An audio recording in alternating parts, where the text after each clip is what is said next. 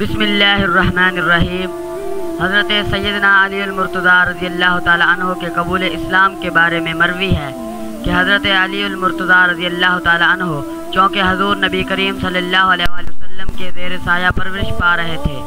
اس لیے آپ رضی اللہ تعالی عنہ نے جب حضور نبی کریم صلی اللہ علیہ وآلہ وسلم اور ام المومنین حضرت سیدہ خدیجہ رضی اللہ تعالی عنہ کو عبادت میں مصروف دیکھا تو حضور نبی کریم صلی اللہ علیہ وآلہ وسلم سے دریافت کیا کہ آپ صلی اللہ علیہ وآلہ وسلم یہ کیا کر رہے ہیں؟ حضور نبی کریم صلی اللہ علیہ وآلہ وسلم نے فرمایا، ہم خدائے واحد کی عبادت کر رہے ہیں۔ حضرت سیدنا علی المرتضیٰ رضی اللہ تعالی عنہ نے دریافت کیا، یہ کیسی عبادت ہے؟ حضور نبی کریم صلی اللہ علیہ وآلہ وسلم نے فرمایا، یہ اللہ کا دین ہے اور اللہ نے مجھے اپنے دین کی تبلیغ اور لوگوں کی رشد و ہدایت کے لیے چنا ہے، اور میں تمہیں اسی وحدہ لا شریک پر ایمان لانے کی دعوت دیتا ہوں۔ حضرت سیدنا علی المرتضیٰ رضی اللہ تعالی عنہ نے جب حضور نبی کریم صلی اللہ علیہ وآلہ وسلم کی بات سنی تو حیران ہو گئے اور پوچھا کہ میں نے پہلے کبھی اس دین کے بارے میں کچھ نہیں سنا، اس بارے میں فیصلہ کرنا مشکل نظر آتا ہے، اس لیے میں اس بارے میں اپنے والد سے مشورہ کروں گا۔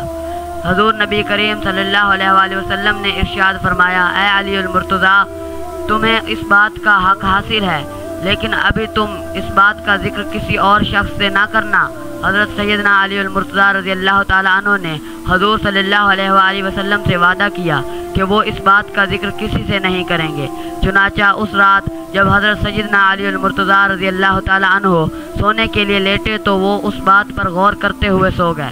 اللہ تبارک و تعالی نے آپ رضی اللہ تعالی عنہ کے قلب کو روشنی عطا فرمائی اور آپ رضی اللہ تعالی عنہ نے اپنے والد سے مشورہ کیے بغیر اگلے روز حضور نبی کریم صلی اللہ علیہ وآلہ وسلم کی خدمت اقدس میں حاضر ہو کر ان سے عرض کیا کہ مجھے دائرہ اسلام میں داخل فرما لیں۔ حضور نبی کریم صلی اللہ علیہ وآلہ وسلم نے آپ رضی اللہ تعالی عنہ کو کلمہ توحید پڑھایا اور آپ کو دائرہ اسلام میں داخل کر لیا۔